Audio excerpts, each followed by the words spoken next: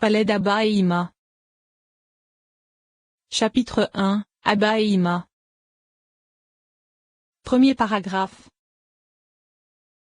Nous allons expliquer la réparation d'Abba et Ima qui fut réalisée après celle d'Ari Campin. Ainsi, au début ils se nourrirent également des mamelles animales, puis ils s'élevèrent dans la Tsilut et se nourrirent des seins humains, comme cela sera expliqué plus tard avec l'aide de Dieu à propos de Zahir Ampin et Noukba. Nous allons maintenant expliquer comment Abba et Ima revêtent Ari Campin, car tous les aspects de la Tsilut se revêtent les uns les autres. Ainsi, il a été expliqué qu'Abba et Ima prirent la Bina de Ma qui est l'aspect des Tagines de Ma. Mais Abba prit également les 7 inférieurs de la Hokma de Bon et Ima les 6 inférieurs de la Bina de Bon, car nous avons déjà dit que les 3 premières de la Hokma de Bon et les 4 inférieures de la Bina de Bon furent prises par Atik et Omin, sauf qu'il nous reste à savoir combien d'aspects furent pris aux lumières de l'avant ou de l'arrière. Et tout comme cela était le cas pour Atik, il nous reste également des doutes à ce sujet vis-à-vis d'Abba et Ima. Ainsi, il se trouve que de l'aspect de la Hokma de Bon Abba ne prit qu'à partir de la Séphira et Zed vers le bas. Et à partir de l'aspect de la Bina de Bon Ima ne prit qu'à partir de la Séphira Gebura vers le bas. Grâce à cela tu comprendras ce qu'il est dit dans le Zohar,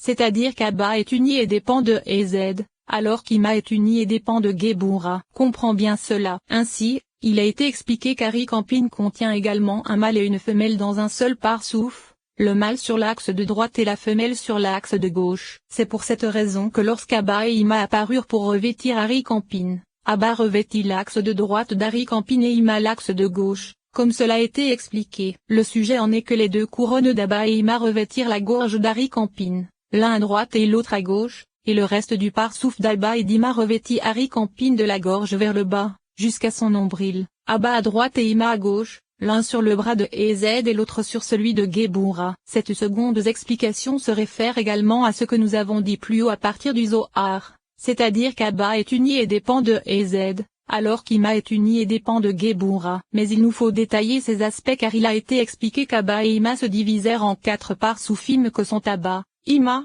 Israël l'Ancien et Tebouna. Il nous faut savoir comment les 4 revêtent Ari Campin de la gorge jusqu'au nombril, comme cela vient d'être dit. C'est pourquoi il faut d'abord donner une raison au fait qu'Abba et Ima revêtent, ainsi, Ari Campin. Le sens en est que l'aspect de la Yesod Atik se revêt de l'intériorité d'Ari Campin comme cela a été expliqué, et tout comme il sera expliqué à propos de Zahir Ampin que puisqu'il contient en son sein les 2 Yesod Abba et Ima cela cause l'émanation des aspects de Jacob, Rachel et Léa qui le revêtent. Il en est de même en ce qui concerne Ari Campin car les lumières de Ez et Gebura qui sortent de la Yesod Atik se revêtant d'Ari Campin propagent, rassemble et attache les lumières d'Abba et Ima ainsi que leur réceptacle. Elle les fixe là et revêtent cet endroit pour devenir des parsoufim complets. Le sujet en est que la Yesod Atik qui domine est la Yesod masculine. Elle est étroite et longue, et non large comme la Yesod féminine qui est profonde et large. C'est pourquoi elle ne possède aucun endroit qui puisse en elle supporter ses Assadim et ses Geburot.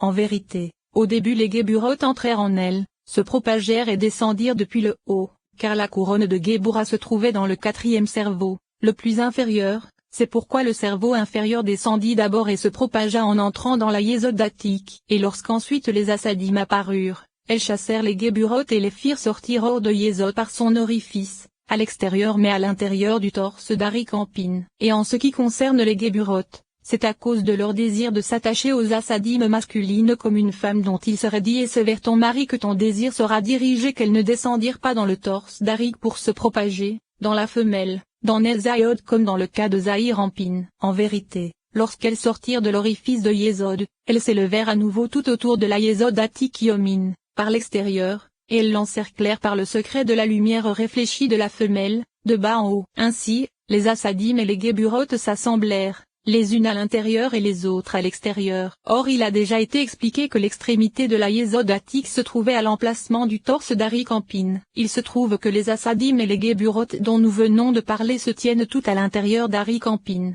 de son torse vers le haut. Et si tu dis, pourquoi dans Zahir Ampin lorsqu'au début les Geburot sortirent de la Yesod Bina elles descendirent en un instant jusqu'à la Yesod de Zahir Ampin, alors qu'ici elles s'élevèrent? Il faut alors dire que Zahir Ampin et Noukba se séparèrent en parsoufim distincts, et Zahir Ampin fut réparé grâce aux Assadim alors que Noukba le fut grâce aux Geburot.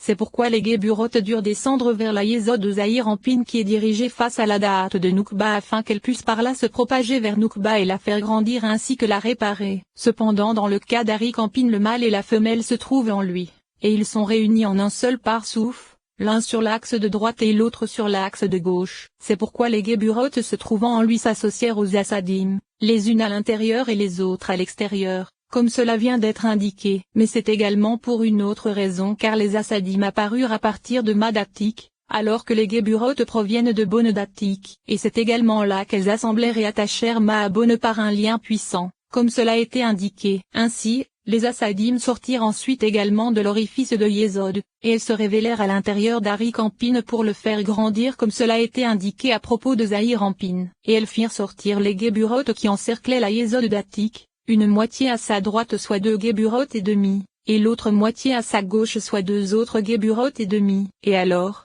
les Géburotes les attirèrent et les élevèrent. Et les Assadim voulurent se tenir à l'extérieur à la droite de Yésod car c'est là que se trouve l'aspect de Ma existant dans Yésod. Or c'est de là que proviennent les Assadim comme nous le savons. Elles chassèrent alors les Géburotes qui se tenaient à droite, et ces dernières se dirigèrent vers la gauche. Ainsi, à partir du torse vers le bas il n'y a aucun endroit où contenir l'ensemble des 5 Assadim et des 5 Géburotes. Les 2 Géburotes et demi qui se trouvaient à droite sont plus élevées et se tiennent sur l'axe de gauche au-dessus du torse, alors que les 2 autres Géburotes et demi qui se trouvaient à gauche descendirent au-dessous du torse, du côté gauche. Il se trouve maintenant que l'ensemble des 5 Assadim se propagèrent sur l'axe de gauche de haut en bas, 2 et demi en haut face à la partide, Yésod caché, et 2 et demi en bas en face de la partide, Yésod révélé. De la même façon, les Assadim se propagèrent sur l'axe de droite, 2 et demi en haut à l'emplacement caché, et 2 et demi à l'emplacement révélé. Il se trouve maintenant qu'il y avait ici 4 aspects, c'est pourquoi ils les firent sortir en correspondance avec 4 parsoufim. Ce sont donc les Assadim supérieurs, qui firent apparaître le parsouf d'Alba en haut à droite, les Géburotes supérieurs, qui firent apparaître le parsouf d'Ima en haut à gauche, les Assadim inférieurs à droite, qui firent apparaître Israël l'Ancien, et les Géburotes inférieurs, qui firent apparaître le parsouf de Tebouna. Il se trouve que puisqu'il existe 2 aspects, un révélé et un caché, dans les Assadim cela causa la séparation de Hokmaz en 2 parsoufim à droite. Et puisqu'il existe 2 aspects, un révélé et un caché, dans les Géburotes cela causa la séparation de Bina en 2 parsoufim à gauche. C'est ce qui m'est apparu à partir de ce que j'ai d'abord entendu de la bouche de mon maître de mémoire béni. Mais ensuite, il m'a dit que ce que j'ai écrit plus haut, c'est-à-dire que les Assadim sortirent à l'extérieur de la Yésod d'Atik, ne correspondait pas à la vérité, car 2 Assadim et demi restèrent cachés au sein de la Yésod d'Atik, alors que les 2 autres et demi descendirent dans ce qui était révélé au-dessous de cette Yésod. Mais ceci ne fut pas le cas des Géburotes car elles se trouvaient toutes révélées à l'extérieur et du côté gauche, 2 Géburotes et demi face à ce qui était caché, et 2 et demi, descendirent dans ce qui était révélé au-dessous de cette Yésod. Second paragraphe. Il faut maintenant savoir en quoi se divisèrent les 4 parsoufim après que tout fut révélé. Commentaire. Dans la section sur Abba et Ima du Sharaak Daimot, la question est rédigée de la façon suivante. Si tu dis que toutes les Géburotes sont révélées, il ne peut y avoir 2 aspects en elles, alors comment se diviseraient-elles pour les 2 parsoufim de Bina et Tebouna? Il faut répondre à cela qu'il n'en est pas ainsi, mais que cela concerne seulement les premières Assadim et Géburotes. Le sujet en est qu'il n'en est ainsi que pour les premières Assadim et Géburotes qui appartient au moment où Abba et Ima furent réparés, ainsi que lorsqu'Ari-Campine grandit car sa croissance et sa réparation se firent en une fois lorsque le monde de la Tsilout fut réparé. En vérité, à partir de là il a été expliqué que ces Ari-Campine, Abba et Ima supérieurs avaient déjà été réparés par ses premières Assadim et Géburotes. Ainsi, lorsqu'Ari-Campine s'accoupla avec la femelle et fit descendre de nouvelles Assadim et les Géburotes, que ce soit pour les besoins d'Abba et Ima ou pour les besoins de Zahir-Ampine et Noukba, ces Assadim et Géburotes ne se présentèrent pas dans l'ordre dont nous avons parlé car elles s'élevèrent comme cela a été indiqué. En vérité, elles descendirent rapidement de leur emplacement vers le bas. Cependant, les premières Assadim et Géburotes qui se trouvaient toujours en haut recevaient la clarté des nouvelles qui étaient apparues ensuite, car l'accouplement d'Ari-Campin ou d'Abba et Ima ne cesse jamais, en particulier car ceci est nécessaire pour la survie des mondes. Or les nouvelles Assadim et Géburotes se propageant toujours, les premières Assadim et Géburotes qui se trouvent en haut reçoivent la clarté des nouvelles via l'écran de Yésod dans un secret total, et les Assadim et Géburotes se trouvant en bas reçoivent la clarté des nouvelles de façon totalement exposée. C'est cela qui causa la division des 4 parsoufim, car ce fut la différence qui sépara les inférieurs des supérieurs. Il se trouve maintenant qu'Abba et Ima commencèrent à revêtir Ari Campine à partir de sa gorge et jusqu'à l'extrémité de la yésodatique qui se trouvait en son sein, c'est-à-dire jusqu'à l'extrémité du tiers supérieur de la Tiferet d'Ari Campin, soit jusqu'à son torse. Abba revêtit la droite, et Uma la gauche. Ensuite, commentaire. Il faut étudier le fait qu'il soit écrit plus haut dans le 15e paragraphe du chapitre sur Ari Campine qu'Israël l'Ancien et Tebouna contiennent Ima qui est la Bina de l'Atsilut revêtant la Géboura d'Ari Campine. Il faut donc étudier ce qu'il est dit à ce propos. Israël l'Ancien et Tebouna apparurent et revêtirent également Ari Campine mais à partir du torse et jusqu'au nombril qui se trouve légèrement au-dessous de la moitié de sa Tiferet.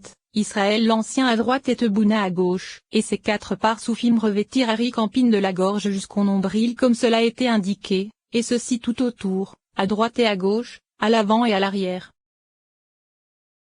Commentaire. Étudie la fin du 3e paragraphe car il semble qu'il y soit dit que tous les aspects des parsoufim d'Abba et Ima, à l'avant et à l'arrière, furent placés à l'avant d'Ari Campine, les uns à droite et les autres à gauche. Il est nécessaire d'étudier la façon dont ils s'accouplent et la façon dont les cerveaux pénètrent dans Ari Campine revêtus de leur Netza, Od et Yesod, car avec ce qu'il est écrit ici tout deviendra compréhensible.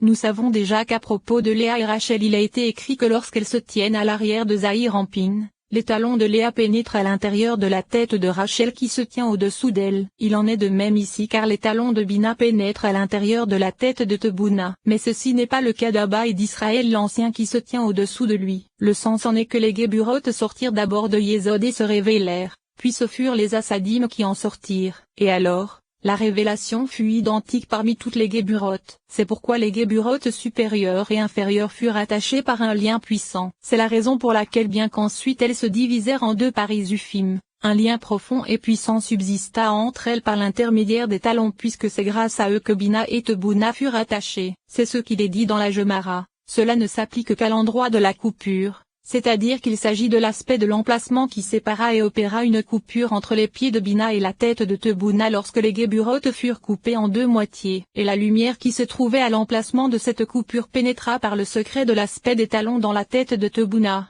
Mais Bina prit une partie plus importante de l'aspect de cette lumière que Tebouna. Ainsi, tu comprendras maintenant pourquoi Bina est appelée femme vaillante, couronne de son époux. Le sens en est qu'elle apparut à partir de l'aspect des Géburotes qui était tout exposé avec une révélation plus importante que les Assadim, comme cela a été indiqué. Cependant, d'Abba qui provient des Assadim qui n'étaient pas autant révélés, il est dit dans le Zohar, Abba est davantage caché. Comprends cela. Mais il existe une autre raison à cela, car les Géburotes émanèrent et se révélèrent avant les Assadim, et elles reçurent donc d'abord une grande lumière lorsqu'elles se retrouvèrent exposées. C'est le secret de ce que dit le verset. Mieux vaut une réprimande ouverte qu'un amour caché, car lorsqu'elles sont révélées les Géburotes appelées réprimandes sont meilleures et plus brillantes que les Assadim appelées amours puisque ces dernières sont cachées. C'est pourquoi Bina est appelée couronne de son époux car nos maîtres de mémoire bénis ont dit, dans le monde à venir les justes siégeront avec leur couronne sur la tête, et c'est Bina qui est appelée monde à venir. C'est pourquoi au moment de leur règne qui correspond au monde à venir, alors les Assadim masculines appelées justes siégeront, et leurs couronnes que sont les Géburotes et l'aspect féminin par le secret de la couronne de son époux seront des couronnes plus grandes que leur tête. Grâce à cela tu comprendras également ce qu'il est dit dans le Zohar à propos du verset qui dira les puissances de l'Éternel. C'est-à-dire que Bina est appelée Géburote par le secret du verset, et ils ont, pour les plus puissantes, 80 ans. De même, il est dit dans le Zohar que Bina est celle à partir de laquelle les jugements sont suscités, comme cela est indiqué dans la Paracha Areimot, dans la Paracha Vayikra, ainsi qu'en de nombreux autres endroits. Le sens en est qu'elle n'est apparue et ne fut établie qu'à partir des Géburotes, ce qui ne fut pas le cas de Rachel et Léa car bien qu'elles soient dites femelles elles contiennent également des Assadim. Souviens-toi de cette introduction. Ceci constitue également le secret du verset, je suis l'intelligence, à moi la puissance, car elle prit la Géboura de bonne d'Ari Campine et fut établie à partir de là. Ainsi, il existe maintenant un sujet de questionnement, car si le sens de la position de Bina au-dessus de Okma correspond à la révélation des Géburotes, il aurait été approprié qu'Israël l'Ancien et Tebouna, bien qu'inférieurs, fussent plus élevés qu'Abba et Ima. En effet, ceux qui sont plus inférieurs sont plus révélés, alors que ceux qui sont supérieurs se trouvent dans un endroit caché. En réalité, Cela signifie que si au début lorsque les guéburotes sortirent elles se propagèrent et descendirent immédiatement à un emplacement exposé, elles éclairèrent alors nécessairement vers le bas un endroit révélé, et les inférieures se trouvèrent donc plus grandes que les supérieures. En vérité,